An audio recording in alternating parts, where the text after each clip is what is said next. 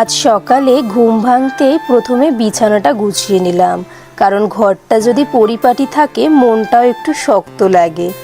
আজকেও বাবা মা বোনকে নিয়ে গেছে ডক্টরের কাছে। মা সকালে কয়েকটা রুটি বানিয়েছিল, ওরা টিফিনে নিয়ে গেছে, আর আমার জন্য একটা রুটি রেখে দিয়েছিল মা। সকালে সেই একটা রুটি দিয়েই ব্রেকফাস্ট করলাম। রুটি খেতে খেতে মনে হচ্ছিল একটা রুটি কখনো কখনো পুরো সংসারের দায়িত্বের মতো ভারী লাগে। তারপর দোকানে গেলাম, একটা ডিম নিয়ে এলাম, ডিম সিদ্ধ বসালাম। বাড়িতে যখন কেউ থাকে না আমি তখন বেশি কিছু রান্না করি না, ভাত আর আলু সিদ্ধ, এটুকুই মনে হয় আমার শান্তি। আমরি রান্না করতে গেলে পেঁয়াজ লাগে, রসুন লাগে, লঙ্কা লাগে। আমি ভাবি এত কিছু নষ্ট করার চেয়ে সামান্য আলু সিদ্ধ ভাতেই তো সংসার চলে। তারপরে স্নান করলাম, পুজো দিলাম। পুজো শেষ করে দেখি ভাত রেডি।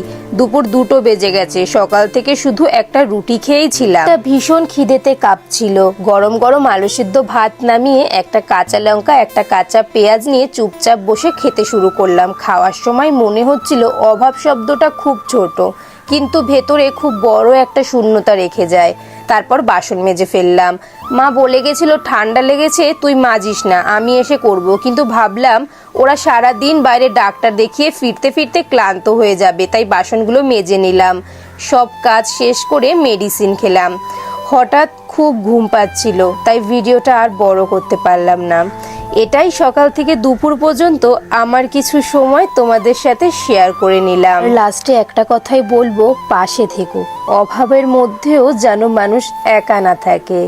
আচ্ছা, তোমাদের আমার এই ডেলি ব্লগগুলো কেমন লাগছে? যদি তোমাদের ভালো লাগে কমেন্টে কিন্তু অবশ্যই জানিও।